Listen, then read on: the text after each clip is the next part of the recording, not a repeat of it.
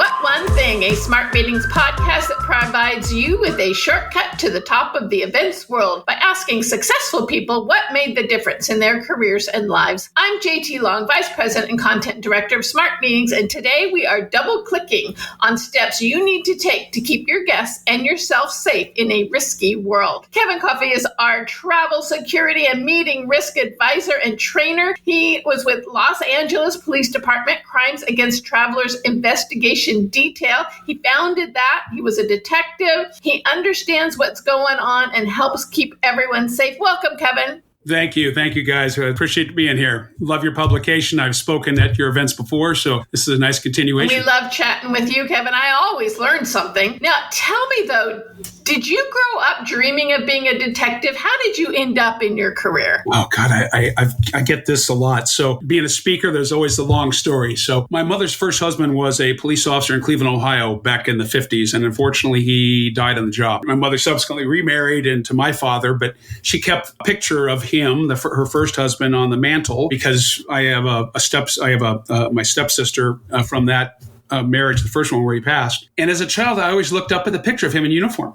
And, you know, I'm a child of the 60s, the very early 60s, by the way. I think I was around, 8, 9, 10 years old. And, that was a typical mindset back in the 60s. People would ask you, what do you want to do when you grow up? And it was, doctor, lawyer, police officer, firefighter, and related. And then I started watching a TV program called Adam 12 and Dragnet, and the rest is history. Yeah, that's where it was. I have been fortunate that, I've had an entire life and a career, a vocation, or some would say a calling. It's provided me with great passion in both my professional and my personal life. I love my job and I loved helping others, which in as many ways is very similar to those that I've met in the media, travel, and hospitality industry. So I have to ask you, because my father was in law enforcement and hated TV cop shows, except for Barney Miller. Once you got into the role, did you find that it was very similar to what you'd seen on the screen? Yes and no. So the original Adam 12 and Dragnet back in the day, very realistic to a certain degree. One of the things is, of course, everything comes to an end right at the end of those 30-minute shows. It isn't. But then you fast forward into the shows of today. There's only been a couple that I've really felt that are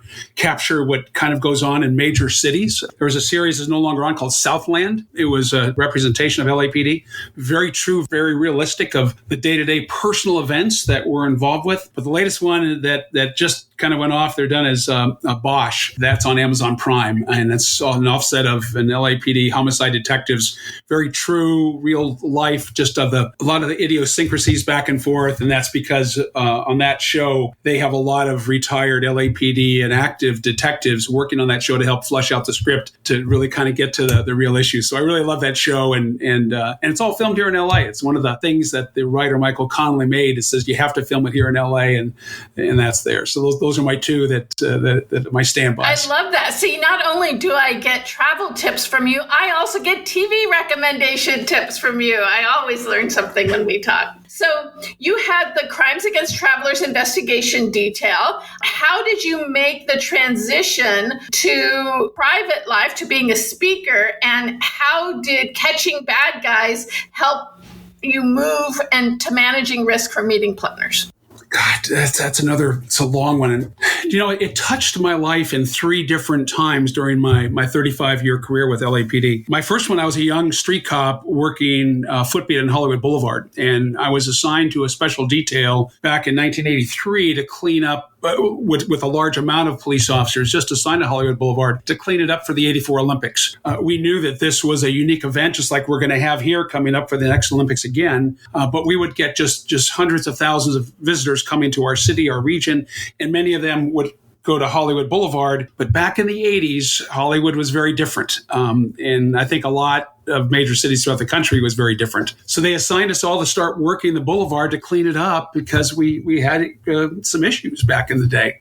I was assigned a unique detail at Grauman's Chinese Theater, and I think many people have maybe been there and visited during their career, but it was also a unique hotspot for pickpockets. It was a prime hunting ground for them. And so I was this young cop, and they would put me sometimes undercover to work to try to capture some of these unique subset of thieves that would target tourists that would go there, and they'd stop and look at the handprints and the footprints. And again, prime picking for wallets sticking out of pockets. But when I would write these police reports of these victimizations of travelers, especially international travelers. Again, this is every major city in the world has pickpocketing. Some have more, some have less. But I saw the devastation, especially the international travelers, where you didn't have your wallet, didn't have your IDs, didn't have your credit cards. That was the first time I kind of went, well, this is wrong. This is really taking advantage of people when they're down. The second time it crossed into my life is when I started the LAX Airport Crimes Investigations Detail that you highlighted, and I started investigating crimes against travelers, the luggage theft, purse thefts, break-ins in the parking lots there within the airport, and any issue or incident that would occur against travelers from a detective standpoint I was involved with. And I would have travelers sit across me. I'll never forget, I had a man sit across from me that was just a high-end business traveler, and he had lost a laptop bag, and he was almost in tears. And he said, I've lost my bag, and I don't even think I can go and do the meeting where I was making a final presentation in about 4 hours. And I saw that devastation. But the third one is the one that really sent it home, and that's when I went on Oprah, did her show several times. And then I started being sent in some of the world's largest corporations to speak at their national sales meetings to, teach travelers, business travelers, how to avoid mistakes when they're on the road. And I've been doing it ever since. But where it comes into you and meeting an event risk is that I would be handed over to the meeting planner. And they would say, okay, you're speaking at this oil company's national safety meeting or sales meeting. Before the event started, I would notice little mistakes that the meeting planners would make. And I'd say, do you know about this or think about this or doing this way? And they went, I had no clue. No one ever shared this with me.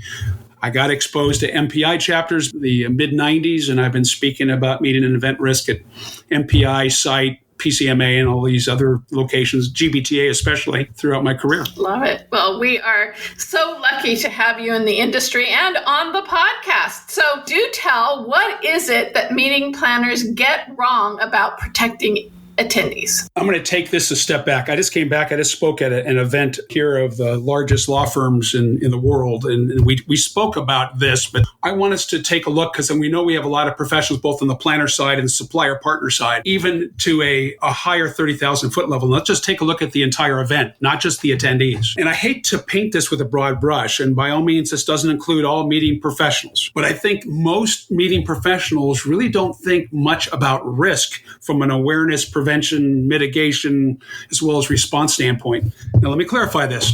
If a meeting professional is involved with a large event, one that's that has C-suite attending, or it's an event with unique risk features that stand out like a sore thumb, such as weather, or look what's going on now. It's, we've got in Florida with the hurricane. Many times we'll have, corporate security will be involved in these meetings. They'll hire security. They'll be looking at that.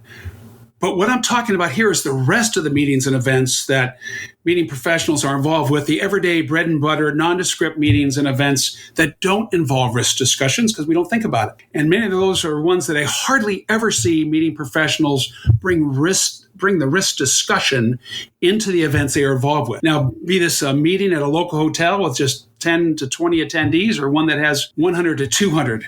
Those are the ones that I want meeting professionals to start paying attention to, and that's both on the supplier side as well as the professional side. And once we start putting that into consideration, maybe we can be a little better prepared to avoid some of the issues that could occur, such as the theft in meeting and event rooms, the theft of projectors, which has been an issue that's been going on for years at usually major cities throughout the United States that have access to people walking in off the street, as well as typical, when I spoke at this conference here last week, the medical issues. And those are some of the most common issues we're going to see. But many meeting professionals haven't really thought about this, and they're dealing with it as it happens. So that's where I want folks to do, is to take a look at the subject itself and go, I need to take a look at this subject more deeper and take into consideration the type of meeting events I'm doing, the culture of the organization I'm working for, my resources, but as well as the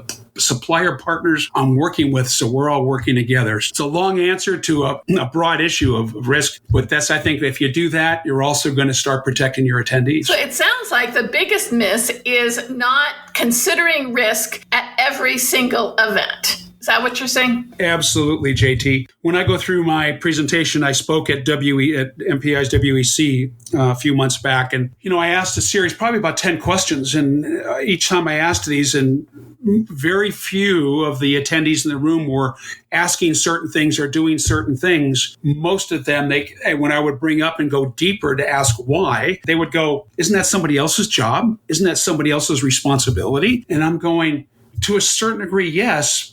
But how many times have we all come to learn that we can't always depend on somebody else in time of crisis? They're not always going to be there. Things aren't going to readily happen. For just one touch point, because this was a 2 to 3 hour presentation, right?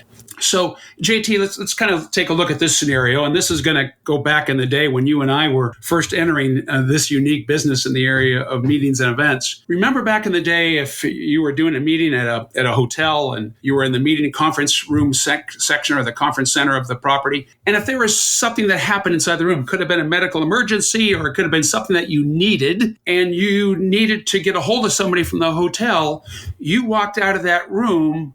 And then where would you typically go back in the day to get a hold of somebody in the hotel? A courtesy phone? You're right. And that's so funny because you and I know we don't see these anymore. Every once in a while, you'll find a property that might have been older, hasn't been renovated, and some of them might still have it. But here's the case in point. If an emergency were to occur today in a meeting or event room, and somebody had to reach out to the front desk, to security, to call an ambulance or something like that, there is no quick and easy way to do that. You'd have to find somebody that might be from the banquet staff, or maybe someone from the hotel might be there present during that. But there's a good chance there may not be somebody from the hotel right then there where it's needed. So you have to know the phone number to be able to call. So that just gives you an idea of some of the things on the risk side that we may not be thinking about. Yeah, like you said, it really is a partnership. And so everyone needs to be planning ahead and having all of those important pieces of information at their fingertips. Yeah, and I'll even touch one on this just to show you the depth on risk. And again, I look at things differently because remember, I investigated these crimes at one of the largest cities in the United States. And so I've seen a lot of these, not just crimes, but incidents, right, that happen in meetings and events. So I will tell meeting professionals, and matter of fact, JT, I'm going to go right back to use you as an example. You're staying in a hotel, a typical business traveler hotel that you've stayed in, for the last 30 years that you and I have. You're up on the 9th floor, and you walk into the room and you shut the door. What is on the back side of that door in your hotel room? The emergency map? Absolutely. The evacuation map. It shows you where the stairwells are. It shows you where the fire extinguishers are and related, correct? Now think about this. Why is it in our meeting and event spaces, some of these, I was in a hotel and it was up on the 8th floor. It was not a ground floor meeting and event room. Some of them are 2 or 3 floors underground. How come those doors in our meeting and event rooms don't have evacuation maps? That's a very good question. Think about that. So when I work, and matter of fact, at this event I just did last week, this legal event, I said, okay, we're going to put these evacuation maps on the back side of the door. So the attendees, every time they're coming in or going out, they're looking at these. And what's also on there is the phone number to the security desk and the front desk. If somebody has to use their cell phone and the meeting planner's not available in that room or somebody from the hotel, that's there. Those are just a couple little ideas you can see about evolving meeting and event risk into meetings, no matter how big or how small, with some very easy to implement, low cost, doesn't take a lot of work and effort to help reduce some issues that could happen that impact our typical events. So important. I completely agree. And those are just the physical risks, right? Meeting professionals also have to be thinking about protecting their data, protecting the data of their attendees. What can they do to protect from cybercrime? This is, again, where I'm going to encourage meeting professionals, again, both sides, because sometimes I'll see it's the planners that do this and not the suppliers, is to take a meeting and event risk course. MPI has a certificate course that walks through this, and it really requires a deeper dive into each one of these subjects, including cyber that you talked about, where you're going to take a look and create checklists. And this is when you're looking at the initial site selection, when you're trying to compare one property to another. So many planners, and I'm glad you brought this up even just on cyber, when they look at the initial RFP or they're working with a third party and they're looking at that location selection, it's more than just the property. It's the neighborhood, it's the region, it's the state. There's so many issues that impact that location selection, including cyber.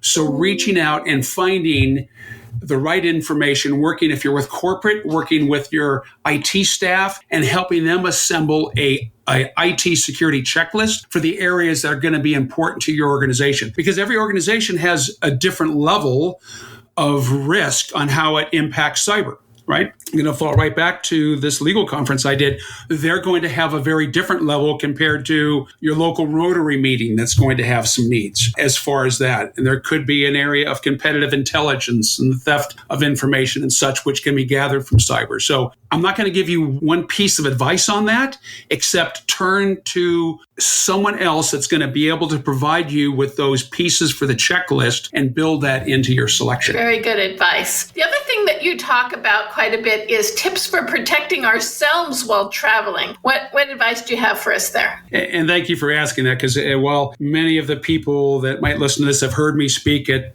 different events, the presentation I do for meeting an event risk is not my signature. My signature presentation is my Street Smart Travel Skills presentation. And that's the one I've been doing since I was on Oprah back in the 90s. And I take business travelers on a trip from when they leave their home, and then I touch each part of the business trip where common mistakes are made and travelers may not be aware of. And this is including business travelers such as us in the meeting and event industry. And I'll walk travelers through from packing their luggage and checking it to the mistakes that we make and we don't know about, to common airport mistakes and vulnerabilities where we're going through the airport, through TSA checkpoints, to being in the airport, to the theft of bags that happen, in the gate waiting in the restaurants and the bars in the airport, and as well as the issues on board the aircraft and arrival at your destination and taxis and Ubers and hotel check-in, as well as the most common schemes and scams such as pickpocket identification and avoidance. So I take you on a full trip and I identify these areas that you have no clue of because you don't hang out with pickpockets and people like that. So JT, you get to pick one of those. What rings out to you out of those ones I shared with you? Since I am a carry-on only gal, you want to tell me about how to keep myself safe when doing a carry-on? I did several of these on television I do a lot of TV interviews, and I did several of these in the last probably 4 months or so, and you can go on my LinkedIn page and you can see them. And it's an area that, again, I find are most travelers, and I love that you picked this one because it's the one that really puts us in a strong vulnerability. I think there's two types of luggage in this world, lost and carry-on. I don't like to check luggage unless I have to. So I have my carry-on luggage. Now I happen to be a United guy and I have priority status with them. So I'm very fortunate. I usually get into boarding group number 1. However, if I'm not flying on United and I have to fly in another carrier, I don't have priority status. Matter of fact, I flew one last 2 weeks ago, and I end up in boarding group 7. Now, I travel with a wheelie board, right? So it's one that will not fit underneath my seat because sometimes I have to pack for 2-3 days when I'm going to multiple events. So if I'm in boarding group 7, like I was, they made me check my carry-on bag. Now, I have 2 bags. I have my laptop bag and my carry-on. So what happens at this point is most travelers, even savvy business travel, don't prepare for this chance that you may have to gate check your bag. And the pain is real. I feel you. When they go taking my bag, I'm like, no. Yes. And matter of fact, and I think you've seen this, and if you go back and look at my LinkedIn. So it was this lady, and she ends up on the airplane, and she's in the last group, and they said you have to check it. And she's still opening up all the bins, right? Trying to say, no, there has to be some space. And there wasn't. And that's when they put the full court press on you. And I think we've all been there and seen that, where they say, sir or ma'am, you have to give us your bag now because we have to push back and shut the door. So you're forced to give up your bag thinking that it's going to be at your final destination at the jetway, but not all airports do that. Sometimes, depending on the jetway, they push your gate check bag down into baggage claim. When that happens, if that luggage, that little flimsy paper gate check bag comes off, you may not be able to get your luggage because they don't know which terminal to send it to, which baggage claim office. So here's there's several tips I do in this process, but let's just do the one. Anytime you travel with a carry-on bag, you need to have it pre-staged with what I call a go bag. And that is matter of fact, the one I can't show it to you here. It's the size of a tennis ball. And you can open it up, and it turns into an actual day pack. Very small, very thin. You can have it as 2 shoulder straps. But I pre-staged that inside my carry-on bag with my most vital and important pieces of items that are inside that bag. I have my prescriptions, which many times could be inside my DOP kit, my little shaving kit. But my shaving kit sometimes is in the bottom of my bag. So we don't have time to be going through our luggage when they're asking us to gate check our bag now. So I usually have a pair of underwear. I have just some basics to get me through if I don't get my carry-on bag at my final destination for that small chance. So I can quickly unzip my bag, take out my go bag, give them my carry-on bag. So if something were to happen, at least I have a little more pieces of the property that's going to help get me through this trip. On this case that I did on television, it was in Florida. She flew from another destination. She gets to her final location. Her carry-on bag is not at the gate. She goes down to baggage claim. Her luggage wasn't there. She makes a claim with the airlines. 2 days later, her iPhone starts to ping. And she looks at it, and she had placed her Apple Watch inside her carry-on bag. And it starts to ping at a house about, and I forget exactly, 5 or 10 miles from the airport. She goes there.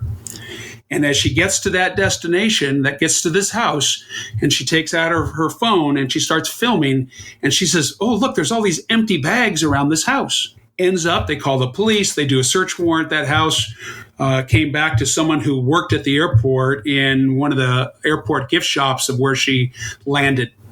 And they pulled a video, and the person had her carry-on bag and was stealing her MacBook from her bag and her most important items. You need to be careful if anytime you turn over your carry-on bag, your gate check bag, there is that small chance, very small, that you may never see it again. So think about that and always make sure that your items of value, extreme value, stay with you so you can continue on with your meeting or event. Oh my goodness, you're making me jittery just thinking about that. Well, I want to share with this. And again, I thought I sent it home, and I'll do it one more time. The chances of these happening are very, very small. This big blue marble of ours, the world, is filled up with the majority of honest people. It's a very small percentage of these types of thieves. Some of these are professionals, some of them are opportunists that target travelers or target some of our most vulnerable times when we've got our property. You look at all of the thousands and millions of pieces of luggage, it ends up getting to the final destination. The airlines do a pretty darn good job with what they're faced with. But you got to prepare for those small chances, because when we're traveling on business or even leisure, you need to think about that, which also includes that you should put air tags in everything you travel with, everything. Your checked luggage, your carry-on luggage. I have it inside my laptop computer bag. My wife has them in 3 of her several purses that she has, and I usually go down a list of other places you should put them. So don't think that these are going to happen to you, but be prepared in case it did. Which is what risk management is all about, right? Is preparing for all the different things and as much as you can, even if you can't get it to 0, right? Yep. Okay, well, we have gone over a lot, Kevin. Tell me, what is one thing you do to stay safe wherever you are? But I'm going to pick out one of these, right? Is the one thing that I'm going to put 2 things that I always keep aware of. One is my carry-on bag when I'm traveling. We just talked about that. My second one, my one thing is I would tell everybody to pay respect that it deserves to your mobile phone. Your mobile phone, if it ends up lost or stolen, can turn your trip upside down. And by taking proper precautions, learning some more information about that, I'm always aware of it. I have a backup plan. I know if it is end up lost or stolen or destroyed and I have to replace it, I know I've already gone through the process to be able to put my phone back in working order. Most people don't have a cell phone, mobile phone recovery plan for those what-if scenarios, because without your phone, you could be just devastated with your meeting or event. That is very wise. Definitely have a plan, because otherwise I feel naked when I don't have my phone with me, even if it's just run out of battery, right? It's so dependent. There are so many things that people don't think about. Their mobile phone, that's I spend 10 minutes just alone in that segment, just on that. And most people go, never knew this, didn't think about that. So that's going to be my tip. My takeaway tip is look at your phone, look at the recovery plan, go through the what if scenarios. And this is with anything with risk. When I talk about risk, I say with any time you touch any part of a meeting or event, be it you as a planner or working with a supplier partner. I don't care if it's transportation. I don't care if it's lighting, if it's AV, if it's the hotel or event center. You ask those three magic words. What about risk? Very wise. Very wise. Thank you, Kevin, for joining us and all you do to support meeting professionals. Thank you to all of our listeners for being here with us, and we hope you have a brilliant day.